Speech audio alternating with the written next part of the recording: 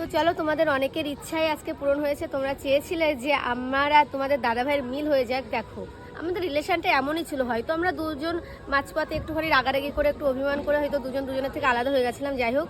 কিন্তু আমি এটা কিন্তু কথা দিয়েছিলাম যে আমরা যদি এক হয়ে যাই তাহলে আমরা ইউটিউব ভিডিও পুরোপুরি বন্ধ করে দেবো।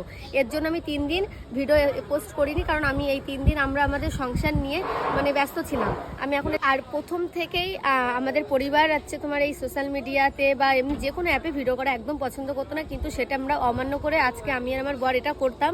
তার পরিপ্রেক্ষিতে অনেক রকমের ঝামেলা হয়েছিল। তো যাই হোক, আমরা পুরোপুরি ইউটিউব বন্ধ করে দেবো। হ্যাঁ, আর একটা কথা, আমার নামে প্রচুর বাজে বাজে কথা উঠেছে বা গ্রামে ছড়িয়েছিল। গ্রামের লোকের বিশেষ করে গ্রামের লোককে আপডেট দেবে একমাত্র আমার বর।